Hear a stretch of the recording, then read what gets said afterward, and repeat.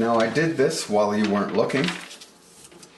Created drawing number 12, in which the splash is beginning to return back down to the water surface. Now a nice thing that I like to do here is I have, with the initial trajectory of the splash, it has a nice arc outwards, as you saw in my design of the path of action of the splash. Now as it starts to fall back down towards the water surface, I find a very effective way to make it feel like it's fluid and hanging is to reverse that arc. It's arcing out this way, it's going this way, arcing out as such, and then as it falls it starts to arc the other way, and it gives it a really nice fluid hang. So it feels like some pieces are holding back and some pieces are accelerating away. Okay, so I came up with drawing number 12 here, and I determined that between drawing number 7 and drawing number 12 I want this to accelerate. So the water has shot upwards and outwards, boom, and slowed down. And now it's going to accelerate back down.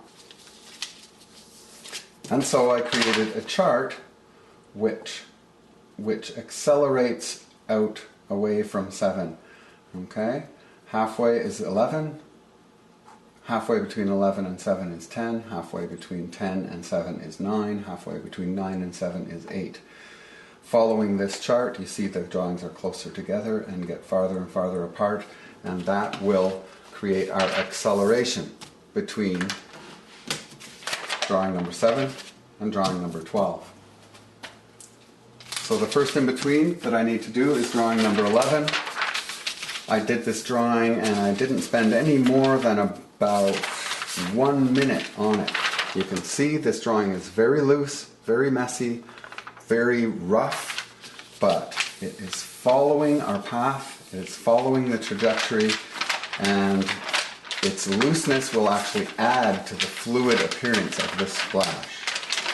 Okay, it is, if I look at specific points like this drop up here, okay, I'll darken it up a little bit so you can see it better. Here it is in drawing number 7, here it is in drawing number 12. This drawing is roughly halfway in between, but the shapes are just wobbling and twisting. That is okay, that is what water does. It wobbles and twists like crazy, it moves all over the place, and not being careful when we do these in-betweens can actually give your overall water animation a more fluid feeling. Okay, so there is our in-between. And the other in-betweens are very straightforward. I have 8, 9, 10, and 11. And 12, which gives us a nice smooth acceleration as the splash begins to return to the water surface. It starts out very slowly, and you can see this arc that's bending this way starting to bend the other way. When I flip this, you should be able to see that clearly. It's actually starting to bend, and then as it falls, it arcs away even more.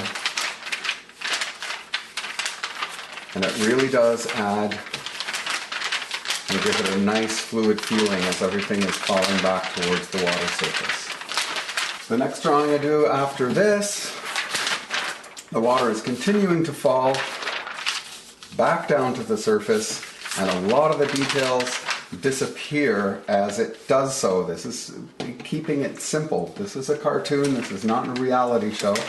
This is absolutely a cartoony splash. We'll see that this big droplet here is almost returned to the water surface. The hole that was torn in the side of the splash, ripping into this sheet of water and creating these new shapes, has really opened up, turning what looked like a sheet of water here into just a strand of droplets.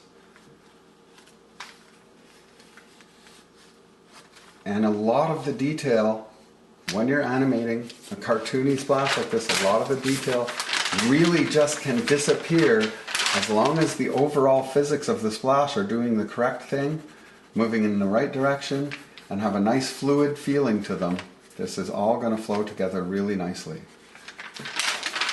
And we'll be surprised when we look at this just how fluid it really looks. Okay, so I did this drawing at number 14.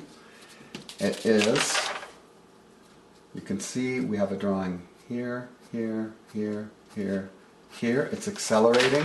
Then I did drawing number 14 here, and we just want one more in between. That way we're going to have a nice, smooth acceleration as this water returns back to the surface. Okay? It's arced and it's accelerating as it falls back down to the surface now. So between 12 and 14, I added drawing 14,